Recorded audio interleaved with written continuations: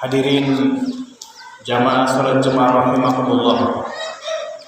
Bekal terbaik untuk menjalani kehidupan ini adalah bertakwa kepada Allah Subhanahu wa taala dengan melaksanakan segala perintah-perintahnya dan menjauhi larangannya. Allah Subhanahu wa taala berfirman, "Wa tazawwadu fa inna khairaz zadi taqwa." Bawalah bekal, maka sesungguhnya sebaik-baik bekal itu adalah takwa. Surat Al-Baqarah ayat 197.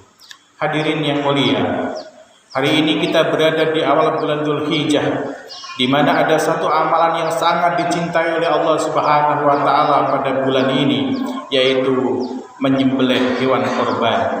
Bahkan Rasulullah sallallahu alaihi wasallam bersabda, "Ma 'amila adamiyyu min amali yauman nahri ahabba ilallah min imraqid dam." Tidak ada amal yang dikerjakan oleh anak Adam pada hari raya Idul Adha melebihi yang dicintai oleh Allah Subhanahu wa taala dari menyembelih kurban. Hadis dari Aisyah radhiyallahu anha yang diriwayatkan oleh Imam Tirmidzi dan Ibnu Majah. Fadilillah rahimakumullah, kaum muslimin yang semoga senantiasa memberi rahmat Allah Subhanahu wa taala. Nabi Muhammad sallallahu alaihi wasallam telah memberikan contoh bahwa beliau tidak pernah meninggalkan ibadah kurban ini sejak disyariatkannya sampai beliau meninggal dunia atau beliau wafat. Sehingga Abu Hanifah berpendapat bahwa ibadah kurban ini adalah wajib bagi kaum muslimin selama dia mampu dan tidak dalam bepergian. Sementara menurut Imam Malik dan Imam Syafi'i, ibadah kurban adalah sunnah yang diutamakan atau sunnah muakkadah. Oleh karenanya ikhwati fillah, marilah kita berniat yang kuat, berusaha semaksimal mungkin, berencana untuk bisa menunaikan ibadah kurban ini di setiap tahunnya. Ayuhal hadirun, berkaitan dengan ibadah kurban ini, ada banyak orang yang sebenarnya ekonominya pas-pasan, akan tetapi dengan sepenuh semangat, dengan semangat yang penuh, dia menabung, mengumpulkan rupiah demi rupiah selama setahun hanya untuk menunaikan ibadah korban. Ada juga orang yang enggan berkorban padahal dia memiliki kemampuan secara finansial. Kenapa ada orang yang tidak mau berkorban sementara dia mampu secara ekonomi, ekonominya mapan, finansialnya cukup? Ini dikarenakan karena lemahnya iman yang ada pada dirinya. Ada juga orang yang berkorban dengan malas karena dia begitu mencintai hartanya yang berlebihan. Ikhwati fillah rahimakumullah, berkorban adalah melakukan sesuatu yang teramat berat memang, yaitu melepaskan kecintaannya kepada segala sesuatu sehingga muncullah hanya cinta kepada Allah Subhanahu wa taala. Hadirin kaum muslimin rahimakumullah, selanjutnya ibadah korban bermakna menyembelih nafsu hewaniyah dalam diri kita. Di mana nafsu hewaniyah ini ikhwati fillah, jikalau kita biarkan liar, maka ini akan membuat gelap pandangan, akan membuat gelap hati, akan membuat gelap pendengaran. Yang jikalau hati kita gelap, pandangan kita gelap, pendengaran kita gelap, maka kita tidak akan bisa lagi membedakan mana yang hak dan mana yang batil, mana yang halal dan mana yang haram. Bagaimana Allah Subhanahu wa taala berfirman, "Walaqad dzara'na li jahannama katsiran minal jin wal ins, lahum qulubun la yafqahuna biha, wa lahum a'yunun la yubsiruna biha, wa lahum adhanun la yasma'una biha, ulaika kal an'am bal hum adall, ulaika humul ghafilun."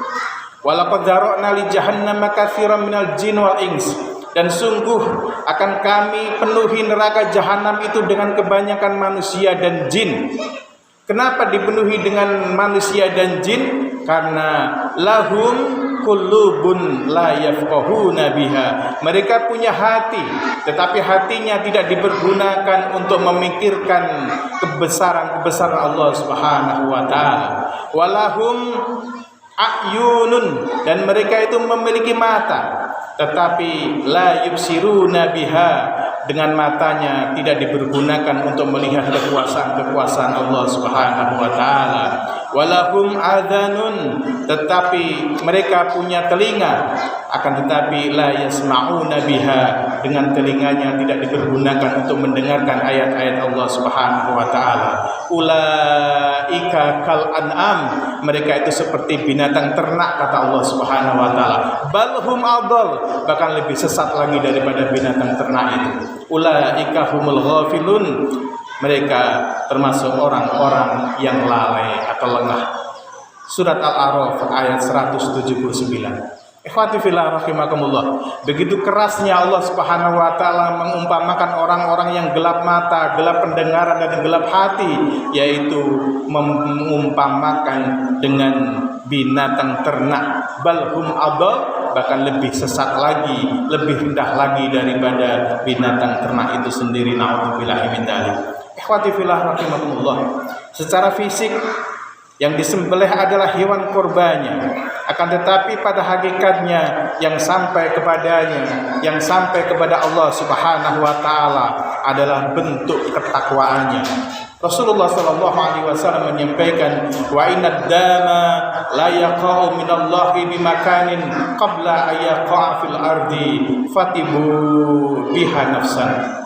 Darah hewan itu akan sampai di sisi Allah Subhanahu wa taala sebelum menetes ke tanah. Karenanya lapangkanlah jiwamu untuk melakukannya. Hadirin ikhwati fillah rahimakumullah. Dalam surat Saba ayat 39 Allah Subhanahu wa taala berfirman, "Wa ma anfaqtum min syai'in fahuwa yukhlif." Dan apa saja yang kamu infakkan, maka Allah akan menggantinya. Ikhwati fillah rahimakumullah. Syekh Wahbah Az-Zuhaili menafsirkan ayat ini, barang siapa yang melakukan atau mengeluarkan hartanya untuk sesuatu yang Allah perintahkan, maka dia akan memperoleh dua bagian. Yang pertama, bagian di dunia, hartanya itu akan diganti oleh Allah dengan yang lebih baik, dan nanti di akhirat dia akan memperoleh pahala yang berlimpah. Hadirin yang mulia, maka ketika kita mengeluarkan uang untuk membeli hewan kurban dengan beriman karena Allah Subhanahu wa taala, dan hewan kurban ini, menyembelih hewan kurban ini adalah perintah Allah Subhanahu wa taala, maka berbahagialah kita, karena harta kita, uang kita yang kita gunakan untuk membeli hewan kurban akan diganti oleh Allah yang lebih baik, dan nanti di akhirat kita akan memperoleh pahala yang berlimpah dengan kurbannya diterima oleh Allah Subhanahu wa taala.